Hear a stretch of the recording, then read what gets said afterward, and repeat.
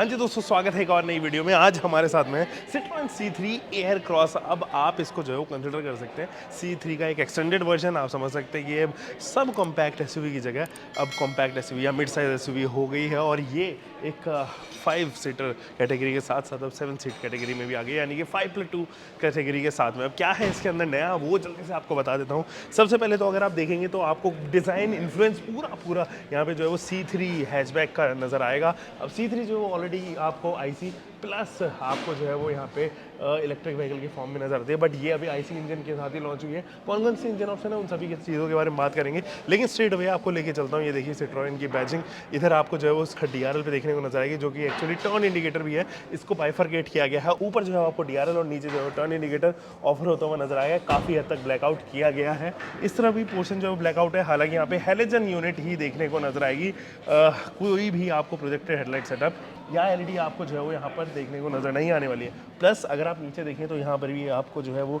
Halogen part पर ही इसका fog lamp unit देखने को नजर आएगा। पूरा बम्पर जो है वो आप कह सकते हैं ट्रिपल टोन ट्रीटमेंट में है। ये वाला पोर्शन पूरा जो है वो आपको पियानो फिनिशिंग के साथ में Citroen के बैज के साथ में नजर आएगा। और जो क्रोम पार्ट है ना दोस्तों, वो काफ़ी डी क्रोम किया गया है, वो चंकी नहीं रखा गया है, तो आंखों में जो है ज़्यादा चुभेगा नहीं, आपको काफ़ी अच्छा लगेगा देखने में। इसका फ्रंट लुक मुझे C3 से ज़्यादा बेहतर लग रहा है। हालांकि डायमेंशंस और इन सब चीज़ों के बारे में भी ज़्यादा C3 ने नहीं बात की है। 4.3 मीटर में आपको ये देखने को नजर आएगी। इसके अलावा विड्थ और हाइट कितनी है वो लगभग आपको C3 जैसी ही नजर आएगी। अब एयर क्रॉस में अगर आप यहाँ देखें तो स्किड प्लेट के वाला पोर्शन भी जो है वो मैट फिनिश के साथ में, ताकि अननेसेसरी के स्क्रैचेस इसके ऊपर ना डेवलप हों, और इसको सिल्वरिश पार्ट पर रखा गया है। कुछ कैरेक्टर लाइंस आपको इधर ऑफर की गई हैं जो उसके हुड पर ही माउंट की गई हैं, अच्छी लग रही हैं। अब साइड प्रोफाइल से थोड़ा सा आपको लेके चलता हूँ, और यहाँ पर अगर आप देखें तो ये एक्स्ट्रा प्लास्टिक की क्लैडिंग जो है वो through out the body front से स्टार्ट होते हुए पीछे तक जाएगी। यहाँ पर भी जो है वो आपको डुअल टोन ट्रीटमेंट में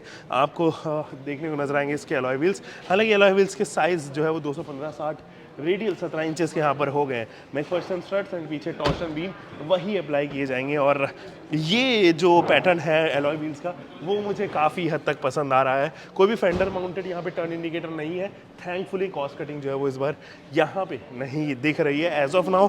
आगे चलेंगे और आपको बताते रहते हैं, जैसे कि अगर आप इसका ये दरवाज़ा देखें तो यहाँ पे भी आपको पियानो फिनिशिंग जो है वो ORVM देखने को नजर आएंगे टर्न इंडिकेटर के साथ में। और ये जो पियानो फिनिशिंग है वो सिंगल टोन है, आपको नीचे से डुअल टोन ट्रीटमेंट नहीं नजर आएगी, पियानो फिनिशिंग के तौर पर ही यहाँ पर देखिए। कोई भी क्रोम लाइन आपको एज सच विंडो लाइन पे ऑफर नहीं की गई है, और वहाँ पर ज़रूर आपको लगेगा कि ये एसेसरियल पार्ट जो है वो यहाँ पे रखा जाएगा। नीचे जो है वो अगेन प्लास्टिक की क्लैडिंग एंड उसके अंदर बॉडी कलर के इंसर्ट्स दिए गए हैं, वो एक्स्ट्रा एलिमेंट जो है ज़रूर यहाँ पर देखने को नजर आएगा। यहाँ पर भी आपको हैंडल बार जो है वो बॉडी कलर ही नजर आएंगे, एंड कोई भी आपको यहाँ पे रिक्वेस्ट सेंसर नहीं ऑफर किया गया है। अब इस वाले पोर्शन से अगर आप देखेंगे तो काफ़ी हॉरिजॉन्टली माउंटेड जो है वो इसका विंडो पैनल देखने को नजर आएगा, और इस वजह से एरीनेस गाड़ी के अंदर थोड़ी सी महसूस आपको बेहतर होगी कंपैरेटिवली। यहाँ अगर आप देखें तो ये वाला पोर्शन ज़रूर रूफ रेल के साथ में दिया गया है, और ये कॉस्मेटिक रूफ रेल ही है क्योंकि इसके अंदर कोई भी हुक आपको नज़र नहीं आएगा। दैट मीन्स ये प्रैक्टिकल जो है वो ये नहीं है, आप इसको केवल दिखावे के तौर पे समझ सकते हैं। अच्छा लगेगा, लुक जो है वो ज़रूर यहाँ पे अपीलिंग देगी। सैटिन फिनिश के साथ में ही इंट्रोड्यूस यहाँ पे की गई है। पीछे अगर आपको लेके चलो तो यहाँ पे भी हैंडल बार जो है वो रेगुलर ही है, उसमें कोई डिज़ाइन में चेंज आपको नज़र नहीं आने वाला। यहाँ से ज़रूर आपको एक ब्लैक स्ट्रिप देखने को नज़र आएगी, and again dual tone treatment.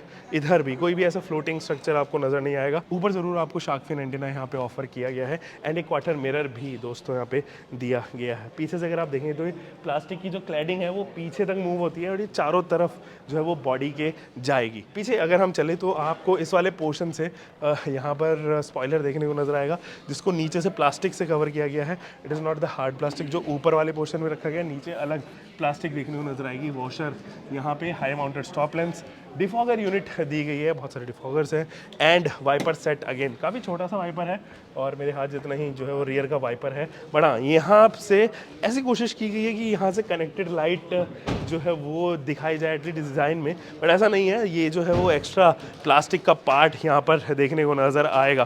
Pure take की बैजिंग, दैट मीन्स 1.2 लीटर का टर्बो चार्ज इंजन इसके अंदर आएगा, जो लगभग 110 PS की पावर प्रोड्यूस करता हुआ नजर आएगा।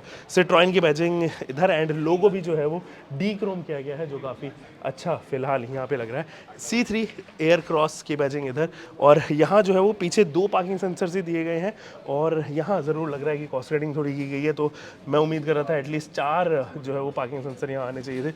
नीचे जो है वो बॉटम माउंटेड आपको कैमरा ऑफर किया गया है जो रिवर्स में या फिर आपको पार्किंग असिस्टेंस प्रोवाइड करेंगे। इस तरफ रिफ्लेक्टर यूनिट, एंड यहाँ पे जो है वो आपको अगेन मैट फिनिशिंग दी गई है, और डू एंड टोन ट्रीटमेंट में या ट्रिपल टोन आप कह सकते हो, 3 कलर ऑप्शन यहाँ पर इंट्रोड्यूस हुए हैं इसके रियर बम्पर में। और गाइस अगर आप रियर प्रोफाइल से देखेंगे तो यहाँ पर आपको जो टेल लाइट है वो कम्प्लीटली नई नज़र आएंगी। These are not C3 inspired, ये C3 एयर क्रॉस की इंडिविजुअल है। बहुत पोर्शन जो है वो ब्लैकआउट किया गया है, रिवर्स की लाइट, यहाँ पे फॉग लैंप्स, एंड ये जो है वो ब्रेक लाइट आप देखेंगे। ये जो पार्ट है वो 3rd क्वार्टर में जो है वो इंट्रोड्यूस होता हुआ जा रहा है। ऊपर से ये जो है वो काफ़ी रेड ब्लैकिश पोर्शन पे दिया गया है। अब time to see the boot, अगर हम बूट के बारे में बात करें तो ये है इसका बूट, और इसका जो बूट है वो काफ़ी बड़ा बूट आपको देखने को नज़र आएगा। हालांकि बूट मैनेजमेंट में अभी भी सवाल है, जैसे कि आप इस वाले पोर्शन से देखें, यहाँ से देखें तो और भी डीप जो है वो जाता हुआ नज़र आएगा। तो boot management is not top notch, but हाँ बूट स्पेस मुझे लगता है 450 के आसपास की होनी चाहिए, although the figures are not revealed yet.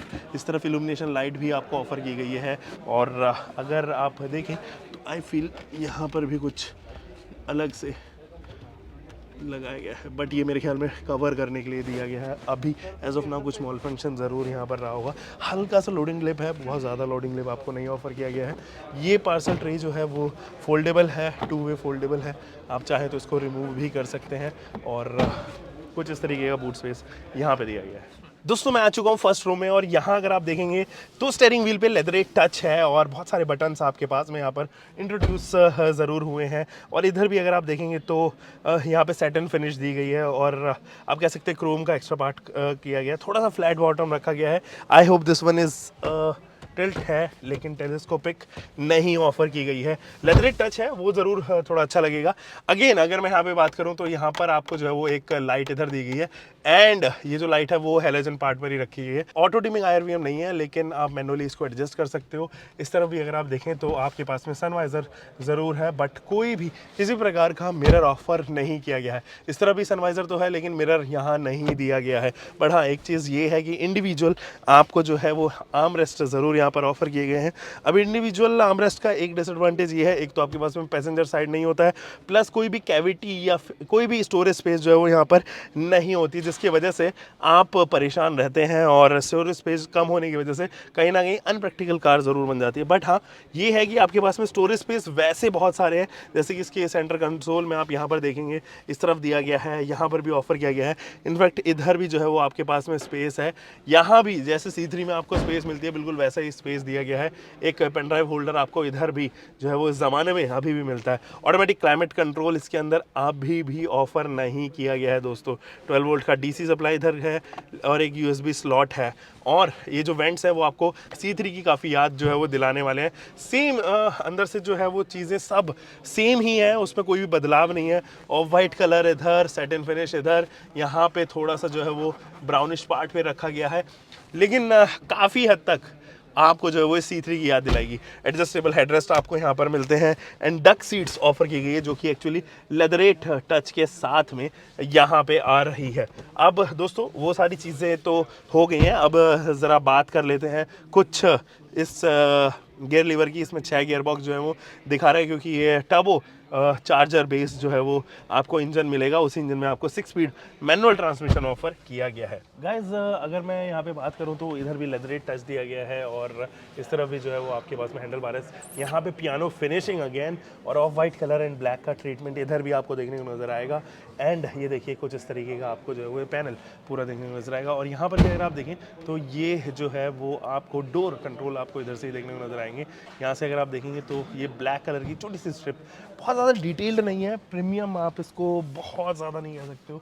वो फिट एंड फिनिश अभी भी आपको कहीं ना कहीं जो है वो महसूस होगी। बट अगर आप इधर से इंफोटेनमेंट सिस्टम देखेंगे तो उसको काफ़ी डिजिटल तौर पे यहाँ पर रखा गया। अभी सर्विस इंजन का जो है वो ज़रूर यहाँ पर नोटिफिकेशन आ रहा है, बट अगर आप इस तरफ से देखें तो स्पीडोमीटर आपको यहाँ पे देखने को नजर आएगा, एंड डोर ओपन आप देखेंगे बार बार नोटिफाई कर रहा है। लेफ्ट साइड में आपको फ्यूल गॉज, राइट साइड में टेम्परेचर, और बहुत सारे डैशबोर्ड के सिंबल्स डिजिटल तौर पर ही जो है वो यहाँ आपको देखने को नजर आएंगे। C3 C3 में भी डिजिटल ही है, यहाँ पर भी डिजिटल है, बट ये कलरफुल आप इसको कह सकते हैं, काफ़ी कलरफुल TFT है। अगेन RPM मीटर इसको चारों तरफ आप जो है यहाँ पे देख पाएंगे, तो ट्रिप मीटर वगैरह वो सभी चीज़ें इधर ही मेंशन्ड है। ये जो इंफोटेनमेंट सिस्टम है उसका टच रिस्पॉन्स आपको रेगुलर C3 जैसा ही नज़र आएगा, क्योंकि ये है भी बिल्कुल वही, आपको सेम डायमेंशंस इसके नज़र आने वाले हैं। ऑलमोस्ट 10 इंचेस के करीब जो है वो ये आपको डायमेंशंस 10.3 इंचेस के करीब डायमेंशन देखने को नजर आएंगे। एंड्रॉइड ऑटो, एप्पल कारप्ले दोनों ही यहाँ पर जो है वो इनेबल्ड है, और जो साउंड क्वालिटी है वो डिसेंट इनफ है, जैसे कि आपने C3 में भी ऑफर होते हुए देखी थी। बाकी टच रिस्पॉन्स के मामले में आई वुड से कि डिसेंट टच रिस्पॉन्स। गाइस जो कीज़ हैं वो बिल्कुल C3 जैसी ही हैं, जैसे कि आपको C3 में भी पहले दिखाई दी गई थी, और ये सेम लॉक अनलॉक के साथ में एक C3 की बैजिंग या लोगो भी यहाँ पर देखने को नज़र आएगा। गाइस सेकंड रो में चीज़ें तो काफ़ी सॉर्टेड है, बट यहाँ पर भी कुछ चीज़ें मिसिंग है, जैसे कि आपको रियर के इस इवेंट्स नहीं मिलते हैं, जो कि इस सेगमेंट में एक्चुअली काफ़ी प्रायोरिटी में रहते हैं, जैसे कि आप क्रेटा या सेल्टॉस वगैरह में देखते हैं। Head room I would say it is good, head room में मुझे कोई भी प्रॉब्लम नज़र नहीं आ रही है। इनफैक्ट शोल्डर रूम भी काफ़ी अमेजिंग है, उसमें भी कोई समस्या नहीं है। हेड रेस्ट अगर आप यहाँ से देखें तो एडजस्ट कर सकते हैं अपने लेवल के हिसाब से। मेरे हिसाब से अभी ये जो है वो सेट है, इसलिए मैं इस पोजीशन पे काफ़ी कंफर्टेबल हूँ। इनफैक्ट अंडर थाई सपोर्ट भी जो है वो काफ़ी मज़ेदार है, उसमें भी मुझे डिस्कम्फर्ट कहीं से जो है वो नज़र नहीं आ रहा है। स्पेस की कमी नहीं है गाड़ी के अंदर, नी रूम कमाल का है, और लेग रूम भी जो है वो काफ़ी अमेजिंग है। पीछे आपको दो जो है वो USB स्लॉट्स भी यहाँ पे ऑफर होते हुए नजर आएंगे, साथ ही एक छोटा सा टनल भी दिया गया है, तो ये ज़रूर बीच वाले इंसान के लिए थोड़ा सा तकलीफ दे हो सकता है। बीच में इंसान काफ़ी ठीक बैठेगा, क्योंकि कोई भी स्कूप नहीं है सीट के अंदर, जैसे कि जनरली आप देखते हैं। और यहाँ पे एक आर्मरेस्ट भी दिया गया है, जिसके अंदर आप mobile holder and can holder दोनों ही ऑफर होते हुए देखोगे। इस तरफ अगर आप देखें तो यहाँ पर एक लाइट दी गई है, और ये जो लाइट है वो ऑब्वियसली हेलोजन पार्ट पर ही रखी गई है। इधर भी अगर आप देखें तो एक ग्रैब हैंडल है, कोई भी कोट हुक इसके अंदर एक्चुअली में नहीं है। तो वो तमाम फीचर्स जो यहाँ पर होनी चाहिए उनमें से AC वेंट जो है वो नहीं है, कोट हुक ऑफर नहीं किया गया है। बॉटल होल्डर्स आपको ज़रूर मिलते हैं, बट एक चीज़ और, सैडली इस बार भी जो है वो सिट्रोएन ने रियर के जो सीट्स हैं वो इधर दी गई हैं, जिसकी वजह से आपको थोड़ी प्रॉब्लम तो ज़रूर होने वाली है।